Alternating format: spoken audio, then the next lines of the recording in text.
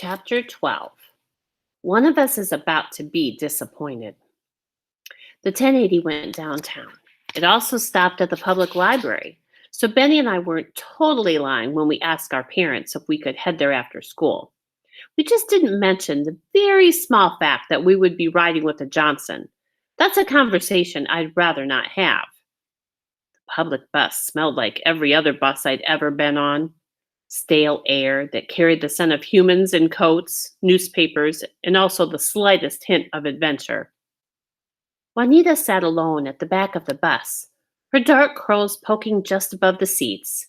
It was a perfect place for an ambush, but I didn't see any other suspicious looking people. I checked the bus driver twice. The last thing I wanted was to be trapped in a bus driven by a Johnson. Benny and I took a seat across the aisle from Juanita. No one else was within hearing distance. Without breaking eye contact, I took in everything I could. Juanita had on a black woolen coat, pink gloves, and a backpack. The backpack looked like it held nothing more than books, but I couldn't be sure. "Hello," Juanita said.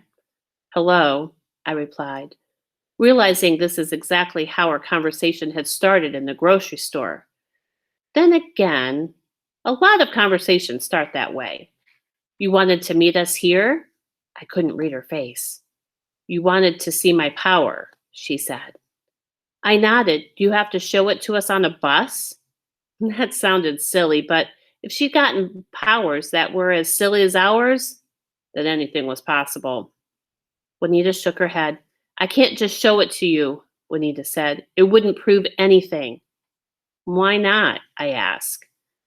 "Because," she lowered her voice, "if I'm really a super, I can do any power. So I'd show you a single worthless power, but you would still wonder if I could do all the other powers." I hadn't thought of that. I looked over at Benny, who just shrugged.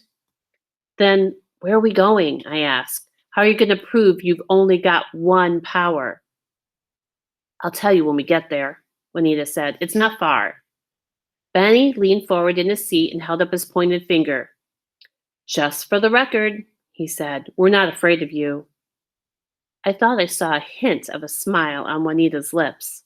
"I'm glad to hear that, Benny," she said. "You shouldn't be." That sounded to me like something a spider would tell a fly. Right before the fly became dinner, an elderly gentleman came and sat near the back, and we couldn't talk about powers anymore. We rode in silence. 4 stops later, Juanita stood. "This is it," she said. Benny and I followed Juanita off the bus. We were in a nice part of the city just north of downtown. Fences of stone or iron surrounded the homes. Juanita came to a stop in front of a large gate. The property was well maintained. I could just make out a towering, sleek-looking house sitting back among some trees. "This is my grandmother's house," Juanita said. "It's our headquarters." Benny's eyes grew wide, and I couldn't stop from laughing. "Oh, so you just brought us right to your headquarters? We've been looking for this place for years. You wouldn't just—" Juanita wasn't even listening to me. She pressed her palm to a glowing pad built into the side of a stone wall. The iron gate opened and she walked through. Benny stepped forward, but I grabbed the sleeve of his coat. "Benny," I whispered, "what if we're walking into a trap?" Benny shrugged. "We're superheroes. Walking into traps is our job description." "You're crazy," I said. "You know that, right?" I felt for the phone in my pocket. The weight gave me courage. We could always call for help. Looking around one last time, I followed Benny through the gate. Juanita led us across a cobbled walkway toward the front door. "This looks like a mansion," Benny said. The house was made of gray stone with wooden shingles. It had 2 stories with massive chimneys sticking out of the roof every 20 feet. Juanita spoke over her shoulder. "When I was little, I used to think this was a castle and my grandmother was a queen." "And what's your grandmother going to say when we walk in your front door?" I asked. "Hopefully nobody's going to see you," Juanita said. "But if you'd rather wait out here, that's fine with me. Just don't try to leave." The alarm will sound. And then they'll probably let the dogs loose, and that won't be fun for you at all. How are we supposed to move around your headquarters without being seen? Benny asked. Juanita shrugged. We'll wing it. We'll wing it? Why does everybody keep saying that? I mumbled. For what felt like the 100th time, Juanita ignored me. She pushed open the door and went inside. Benny followed. Casting one last look over my shoulder, I entered too. I heard Benny gasp. As soon as my eyes adjusted, I saw why. Covering every square inch of the entryway were hundreds of portraits in various shapes and sizes. Some had large frames with delicate carvings. Others were framed by polished black wood or even simple brown. There must be 1,000, Benny said. Not 1,000, Juanita said, although I've never been able to count them all. I always get mixed up around 200. The faces made me nervous. It felt like hundreds of eyes followed me wherever I went. And not just hundreds of eyes, hundreds of Johnson eyes. I stepped closer and examined a few of the paintings. One picture had a man with a round face and a toothy grin. I thought he looked familiar. His face was jolly, but each of his pupils had a hint of red. Another painting had a woman dressed in a brown velvet dress. Everything in the picture was crisp and sharp, but the woman herself was blurry. I looked closer, but it didn't help. The largest portrait hung in the middle of the wall. A soft, white light shone down on it from the ceiling. An old woman holding a glass cane sat on what looked like a throne. Behind her were towering clouds rising from a green field. If this was Juanita's grandmother, I could understand why Juanita thought she was a queen. Who are all of these people? I asked. My relatives, Juanita said. Some live here in Split Rock, but most are in other parts of the state or even farther. The portraits look normal enough that we can have them hanging out here in the open, but if you look closely, you can see the power of each person hidden in the portrait. The man with red pupils. I'd seen him before when watching battle footage. He could shoot lasers out of his eyes. And the woman who was blurry? Probably a Speedy. Is this your grandmother? I asked, pointing to the largest painting. Juanita nodded. She can control weather. Hey, Benny said, is that why it's always raining at our family reunions? Juanita smiled. Grandmother has better things to do than make it rain at your reunions. Benny touched my arm and pointed to a polished metal vase sitting against the wall. As soon as I saw it, I realized there were more of them spread throughout the room. They were silver in color and about 6 inches tall. Benny raised his eyebrows, and I shrugged my shoulders. So, can we see your power? I asked. Benny and I can't be gone long. I want to show you 2 things, Juanita said. My cousin Victor finished my painting 2 days ago. It shows what my power is, and it's downstairs. I didn't bother mentioning that her cousin Victor could have painted anything. What's the second thing? I'll tell you after the painting, Juanita said. She led the way to an elevator and pushed the down button, opening the doors. We stepped inside and the doors closed behind us. Earlier, I'd felt trapped. Now I felt downright claustrophobic. I noticed another silver vase in the elevator. Juanita turned to a small panel of buttons. She pressed the fire alarm button, the closed door button, the second floor button twice, and then the fire alarm again. A secret panel slid open next to Juanita, revealing more buttons than I'd ever seen in an elevator. Whoa, Benny said, pointing at the large bank of buttons. The very last one had 104 printed on it. I thought there were only 2 floors. My Uncle Jared explains it the best, Juanita said. Our headquarters is like a skyscraper, but only the top 2 floors are above ground. Can I push the button? Benny asked. Dad never lets me push the button. We're going to level 28, Juanita said. No, wait, level 29. Benny had already pushed the 28 button. He pressed 29 as well. What's on level 28? The elevator shuddered as we descended deep into the Johnson headquarters. For the first time on this trip, Juanita looked nervous. Actually, I can't remember. I always get lost in this place, but maybe you'd better hide just in case. We're in an elevator, I said. Where exactly are we supposed to hide? Juanita looked at the panel. I don't know, but you have about 6 more seconds. The elevator dinged. There was no time to think. Benny and I split up on either side of the door, our backs pressed against the wall. I looked at the back of the elevator, which was polished metal. In the reflection, I could just make out what was happening on level 28. 4 people sat at a table. One of them shot bubbles into the air from a plastic bubble launcher. A small robot that looked like a dog jumped up and down on the table, snatching at each bubble with razor-sharp teeth. The other people at the table cheered the robot on. At the sound of the door opening, they all turned and looked at the elevator. No one seemed to notice our reflections. Juanita waved. Sorry about that. Wrong level. No worries, one of them said, and the doors closed. That's right, Juanita said. Level 28 is research and development. That's a weird place to hang out. I felt a twinge of jealousy. We didn't have anything nearly as cool as a robotic dog. I'd always been proud of my family because we kept the Johnsons from destroying the city. But now it felt like maybe my family wasn't as amazing as I'd first thought. The doors opened again on level 29, and Juanita stepped out of the elevator. She looked around and then motioned for Benny and me to follow. This room had high ceilings, making it feel like we were inside a warehouse. Pieces of canvas and half-finished portraits rested against large crates scattered around the floor.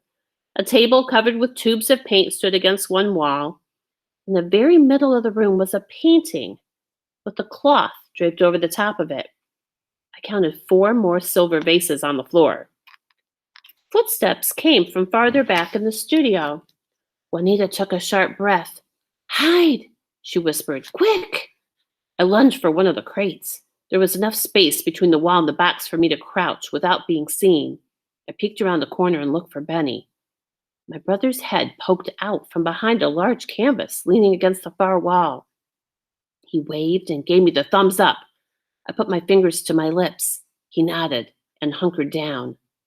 A woman stepped into view. I recognized her from the portrait downstairs. Juanita's grandmother. She didn't wear a crown, but she still looked like a queen. She wore a deep blue dress, and her black and gray hair was wrapped in a tight bun. Standing straight and tall, she held a glass walking cane as if it were a scepter. From my place behind the crate, I could see both Juanita and her grandmother, but it was dark enough that I didn't think her grandmother would see me. Benny was completely blocked from their view. Ah, Juanita, Grandmother Johnson said. I see you got Victor's message. I'm so glad you came, sweetheart. I know it sounds strange, but the most surprising thing was hearing Grandma Johnson, queen of the supervillains, call her granddaughter sweetheart. I'd always picture the leader of the Split Rock Johnsons as a witch. I'd like to be alone, Grandmother, Juanita said. If she was nervous about sneaking 2 Baileys into the Johnson headquarters, she didn't show it. And I'd like some company, Grandma Johnson said. One of us is about to be disappointed, and I'll let you in on a little secret. It isn't going to be me. Here I was, staring at the leader of the Johnson clan, the woman who'd led the fight against my family for who knows how many years. And I couldn't help but like her. It's time to talk about this, honey. Grandma Johnson tapped her cane on the floor. You seem awfully disappointed for a girl who didn't even want power in the first place. I looked over at Benny. He stared back at me, a look of confusion covering his face. Every kid in the city wanted to be super. What was Juanita's grandmother talking about? I told you last week that no matter what power you got, you would be able to help this family, Grandmother Johnson said. I still believe that. This power was a sign, Juanita said. I don't want to be super, and this power just shows that the universe doesn't want me to be either. Doesn't matter what we want, Grandmother Johnson said. We are the only ones who can stand up to those Baileys. She reared her head back. threw it forward, and spit. I heard a small ting. The silver vases. They weren't vases at all. They were spittoons. Juanita started pacing the room, her hands clasped behind her face scrunched, like Benny was when he was working on math. Have two villains at your school, Grandmother Johnson continued. I squirmed at the idea of being called a villain. You have received your power, and now you need to stand up and join us in our fight, whether you think you can or not. It's not a question of whether I think I can, Grandmother, Juanita said, and I heard anger rising in her voice. I don't want anything to do with this. I wondered if Juanita had forgotten that Benny and I were still in the room. You are a Johnson, my child, Juanita's grandmother said. You are a super. You don't have a choice in the matter. I do have a choice in the matter, and I won't do it. Juanita continued her pacing, walking in a tight figure eight around her grandmother and then around the concealed portrait. No matter how hard we fight, it's never good enough. We've been fighting for decades. Then we keep fighting, Grandmother Johnson said. We are up to the challenge. No matter how good we are, sometimes people still get hurt. Anita's voice broke, and now I knew she'd forgotten Betty and I were in the room. She was on the verge of tears. No matter how super we are, sometimes people still die. Juanita stopped. Her head pointed to the floor. Her hair covered her face, but I could hear harsh breathing. Juanita wiped at her eyes. Grandmother Johnson broke the silence. You know there was nothing any of us could do to save your mother. I held my breath. I know. Juanita's voice was almost a whisper. But if she hadn't tried to save that driver, if she just stayed home instead of trying to be super. Your mother wasn't trying to be super, Grandmother said. She was super. Your mother saw that accident and saved 3 people before the explosion. Grandmother Johnson stopped, then cleared her throat. Your mother used her powers for good, always for good, just as you must use your power to. Juanita almost flew to the cloth-covered portrait. To what? Juanita was shouting now. What am I supposed to do with this?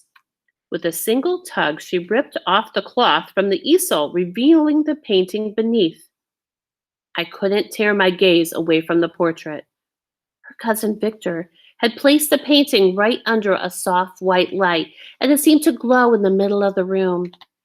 In the painting, Juanita stood in a field of flowers. She wore a pink dress, and her hair was curled and fell down past her shoulders. At school, every time Juanita looked at me, she was either scowling or spitting. But Victor had captured a beautiful smile and shining face. In the background, jets of water shot up from behind her, forming a magnificent arc. From where I was hiding, the droplets of water seemed so real. It looked like somebody had sprayed water on the canvas. Do you know what Victor's power is? Grandmother put her hand on Juanita's shoulder. Juanita stared at the painting and held the palms of her hands to her cheeks. She didn't answer for several moments. Painting is his power, Juanita said. No one can paint like Victor. That's what most of the relatives think, Grandmother Johnson said. Victor is a private person and he doesn't bother to correct them, but that's not the case. He spent years working on his art. I have some of his early work that looks like it was painted by an elephant with a stiff trunk. No, his real power lies in the ability to see what others cannot. With a simple glance, he sees into the heart and soul of another person. Cousin Victor looked into your heart, Grandmother Johnson said, and this is what he painted. Now, look at that portrait and tell me the little girl in there doesn't have something important to offer the world. Juanita said nothing. You have a lot to think about, Grandmother Johnson said. I'm going to leave you alone. When you're ready to talk again, you let me know. The elevator dinged and Grandmother Johnson was gone. Juanita stood in front of the painting. She stared at the portrait, but I don't think she saw it. I crawled out from my hiding place and went to stand next to her. It's a very nice painting, I said, and Juanita jumped. Benny came forward until his nose almost touched the portrait. What is your power? Benny said. Are you a gusher? Because if you are, that's just plain cool. Juanita shook her head. She continued to stare at the painting, but I don't think she really saw it. We don't have a name for my power, Juanita said. I guess if we did, it would be a flusher. A what? Benny and I said at the same time. I looked closely at the painting. At the base of each stream of water wasn't a small fountainhead like I first thought. They were toilets. Tiny, little toilets. I saw sadness in Juanita's face. If a toilet is backed up and I pull the handle, the pipes become clear, Juanita said. I'm a super flusher.